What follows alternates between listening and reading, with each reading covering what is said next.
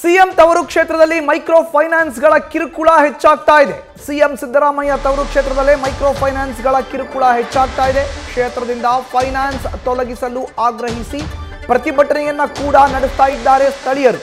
ನಂಜನಗೂಡಿನ ಸರ್ಕಾರಿ ಆಸ್ಪತ್ರೆಯ ಶವಾಗಾರದ ಬಳಿ ಪ್ರತಿಭಟನೆಯನ್ನ ನಡೆಸ್ತಾ ಇದ್ದಾರೆ ಸ್ಥಳೀಯರು. ಮೈಕ್ರೋ ಫೈನಾನ್ಸ್ ಕಾಟಕ್ಕೆ ಜಯಶೀಲ ಮತ್ತೆ ಕೃಷ್ಣಮೂರ್ತಿ ಇಬ್ಬರು ಕೂಡ ಬಲಿಯಾಗಿದ್ದಾರೆ. ಹೀಗಾಗಬಾರದಾಗಿತ್ತು. ನಿಜಕ್ಕೂ ಇದು ನೋವಿನ ಸಂಗತಿ. ಮೈಸೂರಿನಲ್ಲಿ ನಂಜನಗೂಡು ವಿಧಾನಸಭಾ ಕ್ಷೇತ್ರದ ಕಾಂಗ್ರೆಸ್ನ ಶಾಸಕ ದರ್ಶನ್ ಧ್ರುವನಾರಾಯಣ್ ಹೇಳಿಕೆಯನ್ನು ಕೊಟ್ಟಿದ್ದಾರೆ. ಯಾರೂ ಕೂಡ ಹೆದರ್ಕೋಬೇಡಿ, ನಿಮ್ಮ ಜೊತೆಗೆ ನಾವಿದ್ದೇವೆ. ಮೈಕ್ರೋ ಫೈನಾನ್ಸ್ ವಿರುದ್ಧ ಕ್ರಮಕ್ಕೆ ತಹಶೀಲ್ದಾರ್ಗೆ ಹೇಳಿದ್ದೇನೆ, ಹೆದರುವ ಅಗತ್ಯ ಇಲ್ಲ ಅಂತ ಶಾಸಕ ದರ್ಶನ್ ಧ್ರುವನಾರಾಯಣ್ ಹೇಳಿಕೆಯನ್ನು ಕೊಟ್ಟಿದ್ದಾರೆ. ಗ್ರಾಮೀಣರನ್ನು ಸುಲಿಗೆ ಮಾಡ್ತಿರೋ ಮೈಕ್ರೋ ಫೈನಾನ್ಸ್ಗಳಿಗೆ, ಗ್ರಾಮೀಣರನ್ನು ಸುಲಿಗೆ ಮಾಡ್ತಿರೋ ಮೈಕ್ರೋ ಫೈನಾನ್ಸ್ ಕಂಪನಿಗಳಿಗೆ,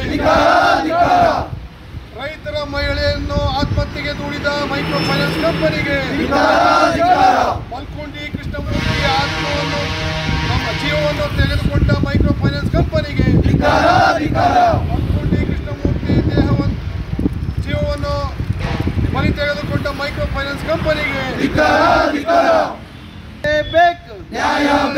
ಮೈಕ್ರೋ ಫೈನಾನ್ಸ್ಗಳು ಗ್ರಾಮೀಣರ ಬದುಕುಗಳನ್ನು ಕಿತ್ತುಕೊಳ್ಳುತ್ತಿರುವುದನ್ನು ಖಂಡಿಸಲೇಬೇಕು.